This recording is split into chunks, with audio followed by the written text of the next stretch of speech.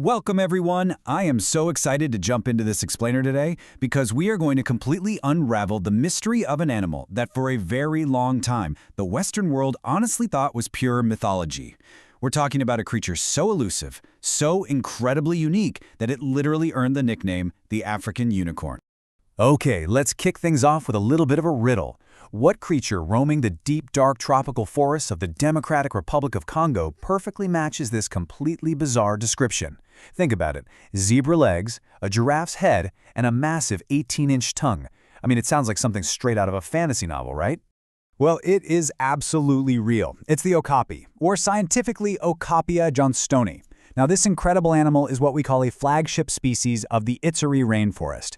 And for generations, the indigenous Mabudi pygmies of the Congo knew exactly what this animal was, but remarkably, it remained entirely hidden from Western science all the way until 1901.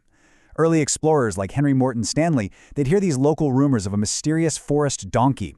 But it wasn't until Sir Harry Johnston finally acquired a complete skin and skull that the rest of the world realized, wow, this isn't a myth, and it certainly isn't just some forest zebra. Their whole journey is just wild, spanning a massive scale of history. We're talking 18 million years ago, when they had their evolutionary split from the ancestors of giraffes. They are quite literally ancient living fossils that somehow survived these repeated, dramatic climatic cycles in the Congo Basin. Then we jump way forward to that formal Western discovery in 1901, and eventually to the founding of the Okapi Conservation Project in 1987 to help protect them. And then we hit a much darker milestone in 2012, which was a deeply tragic rebel attack on their reserve. We'll definitely get into their modern-day fight for survival in a bit, but first let's look at how they evolved to be so unique. So, when you look at the okapi right next to its only living relative, the giraffe, it's like a masterclass in how completely different environments shape species. Like we said, they share a common ancestor, but while the giraffe developed that towering, iconic neck to browse the high canopies out on the wide-open savannah, the okapi, it kept a much shorter neck and a really compact body. And the why makes perfect sense. They live in these dense, heavily tangled rainforests. They have to constantly weave and dodge around low-hanging branches, thick trunks, and huge roots. Out there, having a giant long neck would be a massive evolutionary disadvantage. Let's look at some of their other bizarre biological adaptations, because they're fascinating. First up, their dark brown or reddish-brown fur is incredibly dense, almost velvet-like, and it's actually oily. That oil acts like a raincoat. It literally repels heavy rainforest downpours, letting water just slide right off so they stay perfectly dry. Second, since they are solitary creatures navigating a vast, super dark forest, they have glands on their feet that leave behind these sticky, tar-like scent trails so they can track one another. And third, oh my goodness, that legendary 18-inch prehensile blue-black tongue. They use it to flawlessly strip buds and young leaves from understory brush. But amazingly, it's so long they actually use it to wash their own eyelids and ears. I mean, no way, right? But honestly, their most incredible secret isn't visual at all. It's their language. For a very long time, scientists thought okapis were mostly silent. But then, researchers at the San Diego Zoo's Sensory Ecology Lab made this stunning discovery. Mother okapis actually communicate using infrasonic mutterings. Basically, that means they are producing sounds at a frequency that is completely imperceptible to the human ear. And more importantly, it's a frequency that leopards, which are their main predator, cannot hear either.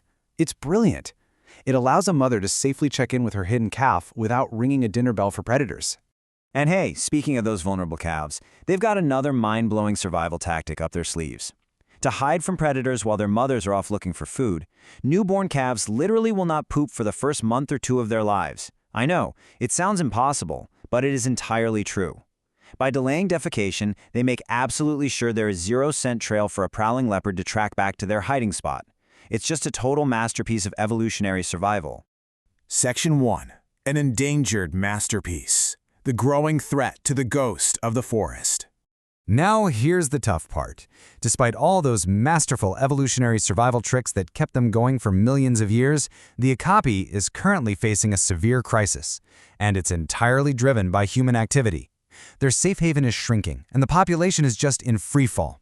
Back in 1995, we estimated there were about 45,000 okapis in the Democratic Republic of Congo. Today, that number has crashed by over 50%. We're looking at maybe 10,000 to 15,000 left in the wild. Now, because they are so elusive and the region is so dangerous to survey, getting exact numbers is really tough. But that steep downward trend, it is absolutely undeniable. This massive decline is being driven by what you can only call a perfect storm of threats. The absolute biggest one is habitat loss, mostly from slash-and-burn agriculture rapidly expanding into the forest. Then, you've got illegal mining and logging just tearing up the canopy. On top of that, there's the constant threat of poaching and snaring, both for bushmeat and for their really beautiful, distinct skins. But what makes solving this so incredibly difficult is the deeply destabilizing presence of illegal armed militia groups in the region. Having them there makes conservation work not just difficult, but incredibly, incredibly dangerous. And that extreme danger really hit a devastating, terrifying peak in this specific year, 2012. In June of 2012, my rebels, led by this notorious poacher who went by the name Morgan, launched a brutal, direct attack on the headquarters of the Okapi Wildlife Reserve in Apulu.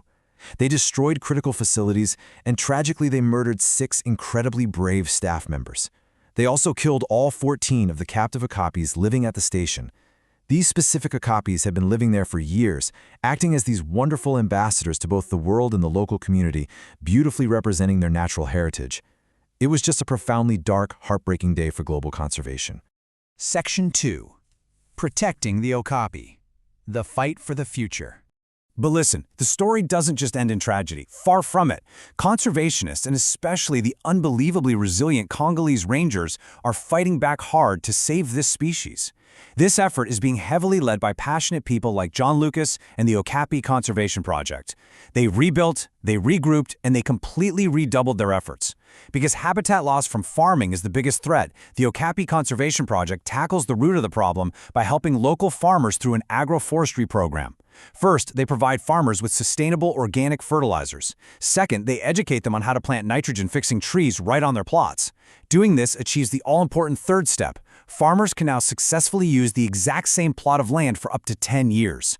This massively boosts their crop yields and food security, completely removing the need to slash and burn their way any deeper into the Okapi's precious rainforest home.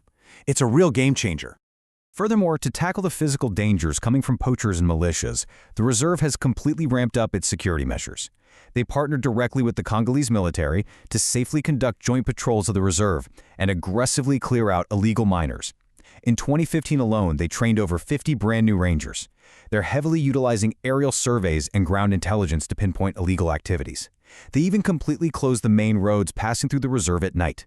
This stops trucks from loading up with poached wildlife or illegally mined contraband under the cover of darkness. John Lucas, the co-founder of the Okapi Conservation Project, really hits the nail on the head regarding what is at stake here. He points out that the Okapi isn't just another animal. It is the absolute, defining symbol of the Democratic Republic of Congo's bountiful biodiversity.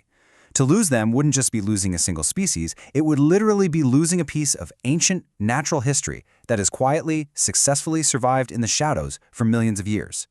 So, I really want to leave you with this final, provocative thought. The Okapi is what biologists call an umbrella species. By protecting the Okapi, we are inadvertently protecting the elephants, the chimpanzees, the local human communities, and the millions of trees that make up the entire Ituri forest. The Okapi is the animal that rallied the world to actually care about the Congo Basin. So, if we let this flagship species vanish, if we just let the ghost of the forest fade away for good, what hope is really left for the rest of this vital, global ecosystem? Thank you so much for joining me on this explainer today. Keep learning, keep asking questions, and I will see you next time.